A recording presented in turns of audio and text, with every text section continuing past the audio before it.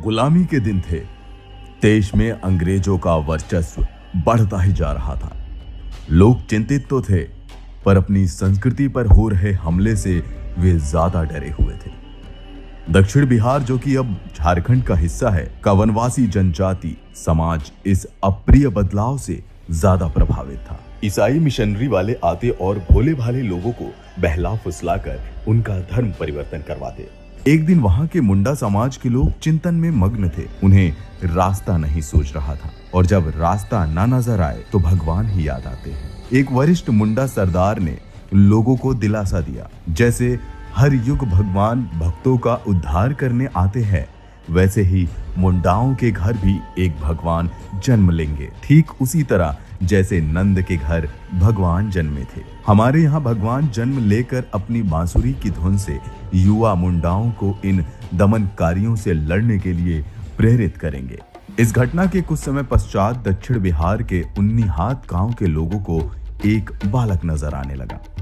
वो बालक अपने हम उम्र साथियों के साथ जंगल में भेड़ बकरियां चराता और बांसुरी बजाकर सबका मन मोह लेता। सबको लगा कि जिस भगवान को मुंडा जाति में जन्म लेना था, ये बालक वही भगवान है। यह अद्भुत बालक और कोई नहीं, झारखंड के वनवासी जनजाति के बीच भगवान माने जाने वाले बिरसा मुंडा ही थे। उनका जन्म 15 नवंबर 1875 को उन्नीहात गांव में हुआ था। बिरसा की माता का नाम करमी हातू व पिता का नाम सुगना मुंडा था। बिरसा 2 भाई और 2 बहन थे। बृहस्पतिवार के दिन जन्म होने के कारण उनका नाम बिरसा पड़ा। वनवासी समाज सदियों से देश के जंगलों में बसता है। ये एक प्रकार से वन संरक्षक हैं, परंतु अंग्रेजों के शासनकाल में उन पर बहुत तरह के सांस्कृतिक और आर्थिक प्रहार हुए। जंगल की बहुमूल्य संपदाओं पर अंग्रेजों की कुदृष्टि पड़ी। आदिवासियों को बहकाने के लिए चर्च की मिशनरियों के दल मिशन के स्कूलों में आदिवासी बच्चों को पढ़ाते और उनके मन में वन और वन समाज के प्रति घृणा उत्पन्न करके उन्हें ईसाई बनाते।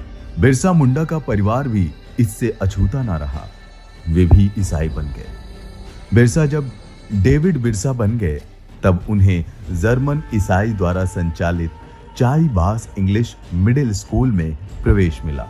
वो ब्रिटिश शासकों के अत्याचार को महसूस करने लगे थे और इनसे निपटने के लिए चिंतन करते थे। स्कूल में चर्च के पादरी मुंडाओं व हिंदू धर्म के विरुद्ध बोलते थे, जिसका प्रतिकार करने पर बिरसा को निष्कासित कर दिया गया। निष्कासन के बाद गांव पहुंचने पर उनका भव्य स्वागत हुआ। ब्रिटिश सरकार और मिशनरी दोनों एक साथ वनवासियों पर अत्याचार कर रहे थे।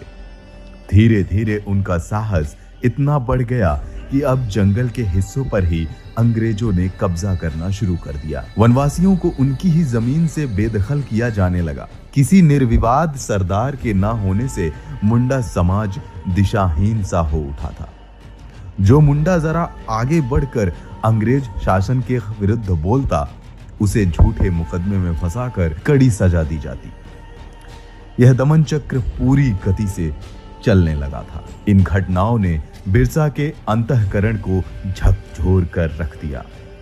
अब बिरसा ने संघर्ष की ठानी। वो अनथक प्रयास करते हुए वनवासियों को जागरूक करने में जुट गए। वो ईसाई धर्म अपना चुके अपने भाई बंधुओं को समझाने में लगे कि ईसाई धर्म हमें अपने पूर्वजों की श्रेष्ठ परंपरा से विमुख कर रहा है। इस धर्म को अपनाकर हम अपने ही गौरवशाली इतिहास को विस्मृत कर रहे हैं। धीरे धीरे बिरसा मुंडा की बात वनवासियों के मन को भाने लगी। वनवासी समाज के लोग बिरसा की बातों को सुनते और उनसे प्रेरणा लेते। आखिर 1891 में बिरसा कई अन्य साथियों के साथ ईसाईयत को त्याग कर पुनः हिंदू रीति रिवाजों के अनुसार जीवन व्यतीत करने लगे। जब जन समर्थन मिला तो एक दिन बिरसा ने शंखनाद किया, मैं धरती का आबा यानी पिता हूं। विदेशियों के अत्याचारों से पीड़ित इस धरती को मैं फिर से सम्मानित करूंगा।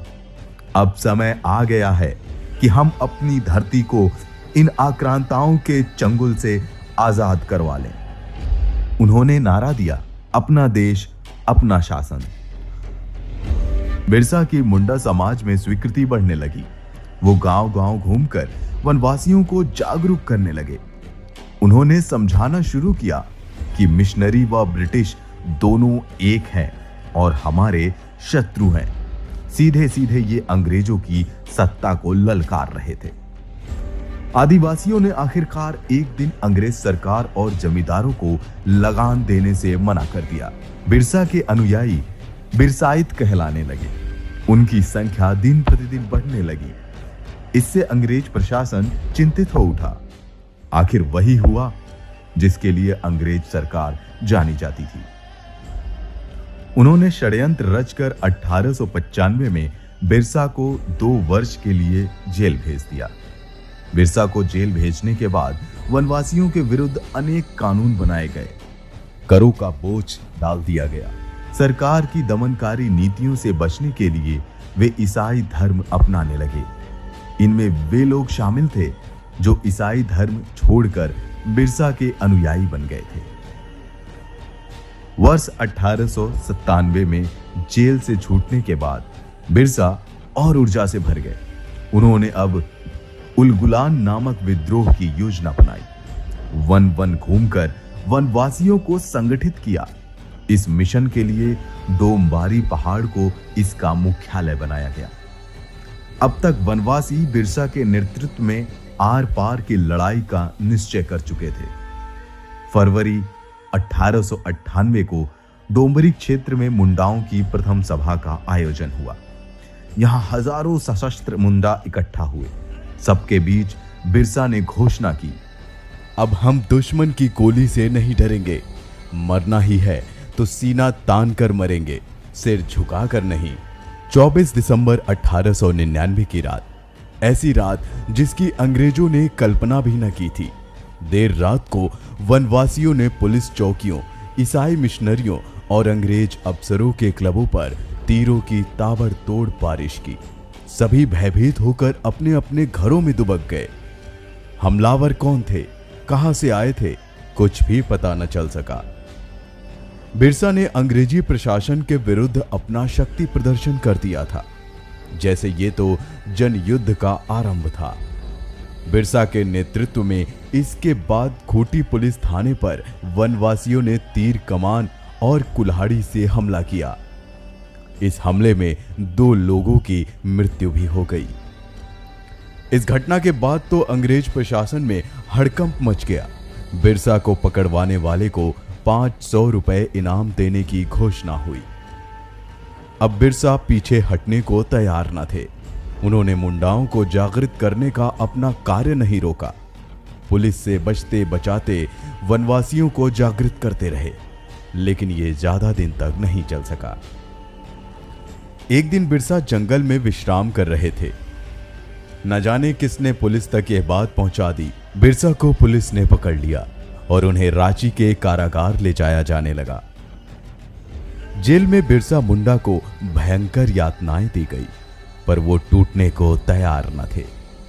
परंतु वर्षों तक दिन रात अंग्रेजों से लड़ते लड़ते वो आंतरिक रूप से कमजोर हो गए थे।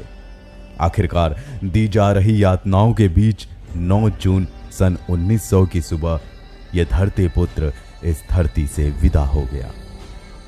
बिरसा मुंडा का जीवन स्वतंत्रता समर की एक महत्वपूर्ण कड़ी है। मात्र 25 वर्ष की छोटे से जीवन में उन्होंने अपने स्वाभिमान और साहस से जो अलख वनवासियों के अंदर जगाई, वो ये देश कभी नहीं भूलेगा।